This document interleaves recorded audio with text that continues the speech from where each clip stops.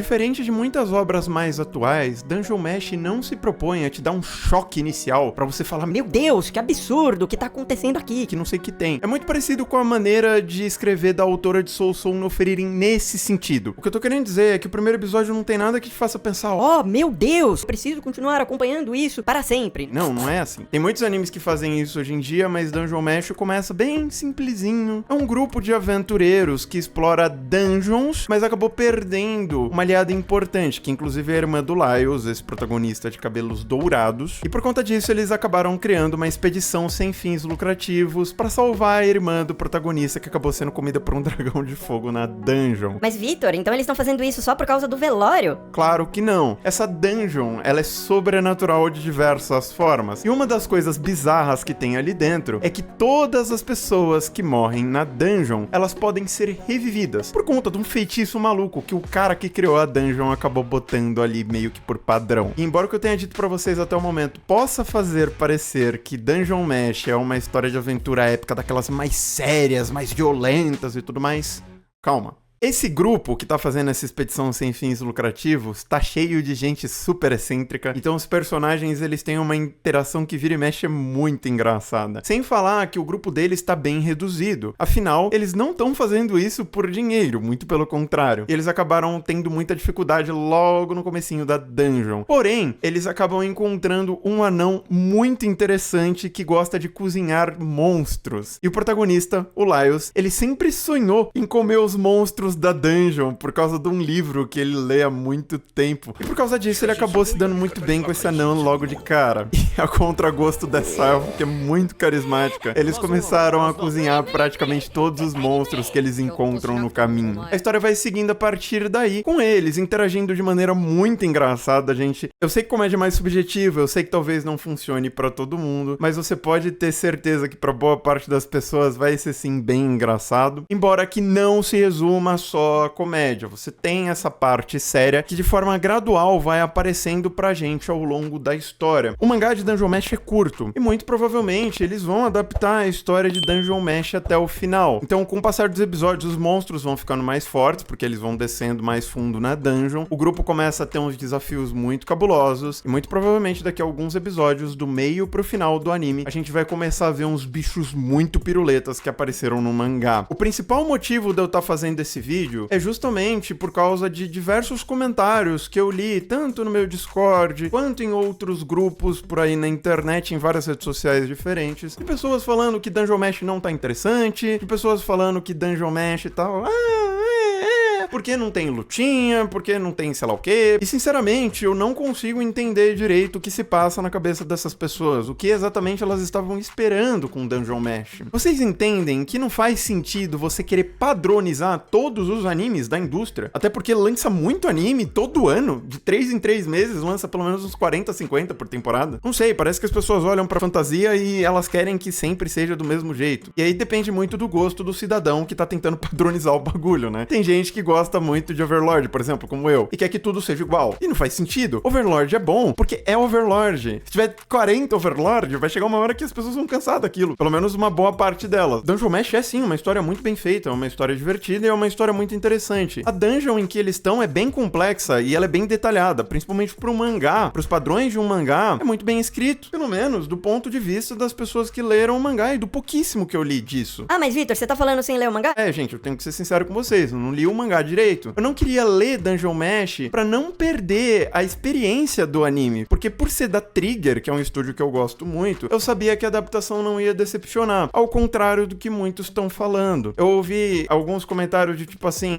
tô fazendo uma adaptação ruim porque não é igual ao Fotebo. gente, balela. E eu ouvi alguns comentários que são muito válidos. Por exemplo, Dungeon Mesh tá recebendo uma adaptação digna do mangá. O anime tá bom, mas eu gostaria que o anime fosse melhor que o mangá, porque eu não gosto muito do começo do mangá. tudo bem, é válido, mas aí o problema não é o anime. O problema é que você não vai muito com a cara do original. Nem todo anime precisa ser um Hunter x Hunter. Nem todo anime precisa ser um Kekai Sensei da vida. Só de receber uma adaptação muito acima da média, como a Trigger tá fazendo, já basta. O que importa é que você comece sabendo o que esperar do anime. Inclusive, por isso, voltando pro que eu tava falando sobre a Dungeon, conforme eles vão descendo, o nosso conhecimento sobre a Dungeon vai se aprofundando. Tem alguns mistérios que não tem tanto peso, não tem aquele ar de, meu Deus, eu preciso saber disso, mas que são interessantes interessantes pra quem gosta de pensar um pouco sobre o que tá assistindo. Os monstros, o ecossistema dessa dungeon é muito interessante. Esses detalhes como o feitiço de ressurreição, por que a dungeon foi criada, por quem a dungeon foi criada e pra que a dungeon foi criada. Conforme a história vai passando, vai ficando mais interessante. Da mesma forma, ficou nítido que a dungeon é uma fonte de recursos valiosa pro reino. Começou a ter uma briga política entre algumas raças por causa do território da dungeon, porque a dungeon tem coisas de muito valor ali dentro. É uma dungeon tão difícil que ninguém conseguiu concluir essa bagaça ainda. E isso faz com que faça muito sentido essas páginas cabulosas do mangá que eu tô mostrando pra vocês. Olha esses bichos, gente, é loucura. Se eles conseguirem passar a tensão dessa imagem do mangá nessas horas, vai ser incrível. Eu não tenho como dar certeza pra vocês, porque ainda falta bastante episódio pra eles adaptarem, mas a expectativa tá positiva, tá bem alta com relação a isso. Fora essas peculiaridades e curiosidades interessantes sobre a dungeon, eu tinha dito no começo do vídeo que os personagens eram bem malucos, mas eu preciso destacar essa elfa, que todo mundo fala. Eu acho que no começo, principalmente, ela é o que mais vende pra galera. As caras e bocas que ela faz são geniais. Ela tem nojo da comida que eles fazem, mas toda vez que ela come, ela gosta do gosto da comida e ela fica triste por causa disso, é sensacional. Vira e mexe, ela parece ser super inteligente e tudo mais. Do nada ela faz umas grandes burradas assim. E as expressões dela durante e depois o negócio que ela acaba fazendo de errado são muito engraçadas assim. Depois do 5º episódio, eu já comecei a entender melhor ali a proposta e as coisas começaram a fazer muito mais sentido. Eu comecei a gostar por diversos outros motivos e conforme o tempo tá passando, parece que a história tá me engajando mais a continuar assistindo, sabe? Que nem eu falei, um pouco parecido com o Sousou no Frieren nesse esquema. Frieren era uma coisa que estavam hypando muito antes de lançar. E eu sabia que ia dar problema, porque eu sabia que o primeiro episódio ia desanimar muita gente. Desanimou mesmo. Só que aí vai passando os episódios de Frieren e as pessoas voltam a ver. E quem se propõe a voltar a ver o bagulho acaba gostando demais. Justamente por causa disso. Quanto mais o tempo passa, melhor a história fica. Quando as pessoas falam, você precisa dar uma chance pra assistir, vocês precisam ter um pouquinho de paciência também. Não é aquela desculpinha de fã de One Piece. Olha que eu gosto de One Piece. que, meu Deus, você precisa ver 800 episódios e ficar bom. Pelo amor de Deus, gente, é um pouco de exagero, né? Quem não gostou de One Piece nos primeiros arcos, provavelmente não vai gostar do resto. É muito raro onde a pessoa assistiu centenas de episódios sem gostar do negócio e acabou gostando depois. Mas eu não tô falando de centenas de episódios, eu tô falando de um punhadinho. Meia dúzia, 4, 3. Pra você desgostar de verdade de Dungeon Mesh, mesmo com o passar dos episódios, você vai precisar não gostar de várias coisas diferentes. Você provavelmente não vai gostar dos personagens, nem da proposta, nem da dungeon, nem do fator culinária, que é muito forte. E aí, é claro, que se você não gostar de um pacotão de coisa, não vale a pena você assistir mesmo. Eu também não tô tentando obrigar ninguém a fazer absolutamente nada. Eu tô fazendo esse vídeo com algumas intenções aqui. Primeiro, eu queria dar minha opinião honesta pras pessoas sobre Dungeon Mesh, para elas tirarem as próprias conclusões delas se vale a pena ou não assistir. Segundo, eu achei que seria interessante tentar fazer com que as pessoas que largaram Dungeon Mesh por pouca coisa, por conta dos primeiros momentos do anime ou qualquer coisa do tipo, entendessem um pouco melhor o que acontece depois, para ver se elas ficam um pouco mais animadas a continuar assistindo ou a voltar a assistir. E por último, para trocar uma ideia franca com você, que também tá gostando muito de Dungeon Mesh igual eu, até para eu saber se tem alguma coisa que vocês gostaram que eu deixei passar, se tem alguma coisa que vocês não gostaram e o motivo do porquê que vocês não estão gostando tanto, se tem alguma coisa que vocês queriam que fosse melhor e o porquê, sabe? Coisas desse tipo. Eu gosto bastante desse tipo de interação com vocês aqui no YouTube e até mesmo no Discord, pra quem tá no Discord. Mas enfim, por mais que Dungeon Mesh se proponha a ser uma aventura mais light com bastante comédia, por causa da personalidade dos personagens e até por conta da maneira como a dungeon funciona, esse anime ainda tem seus momentos de mais seriedade, embora isso não tenha lá grande destaque no anime até o momento, já que a maioria delas estão relacionadas à irmã do protagonista, pelo menos por enquanto. Não é uma história focada em drama, vai ter os seus momentos, mas não vai ser o foco.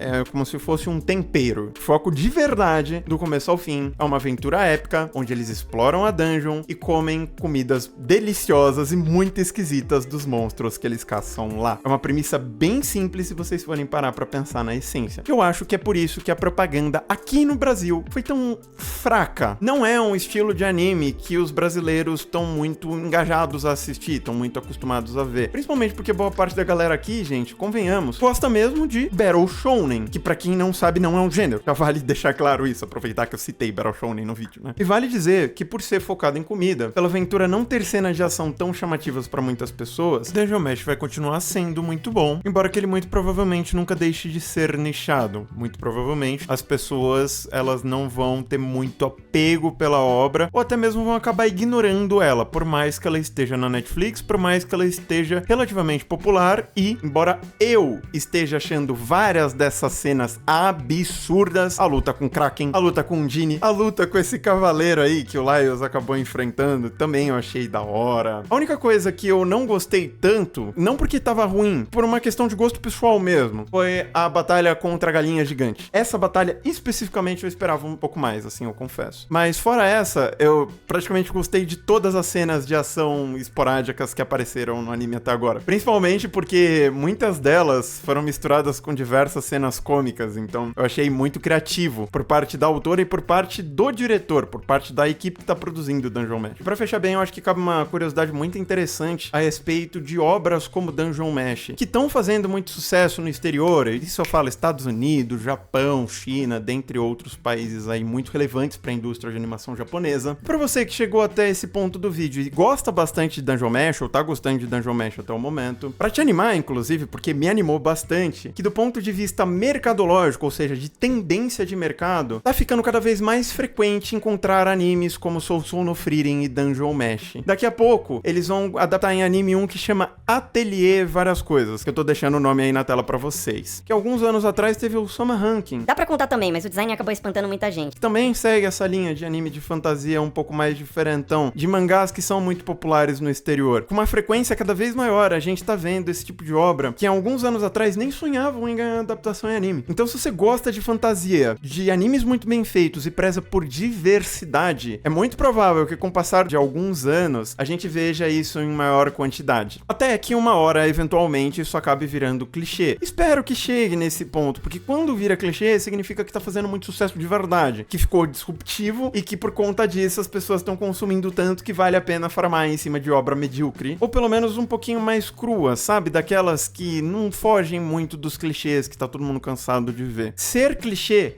não é necessariamente um problema. Tudo depende da forma como eles usam o clichê e se você gosta ou não do tipo de clichê que eles estão utilizando. É claro. Mas é isso, gente. Eu vou ficando por aqui. Semana que vem tem mais.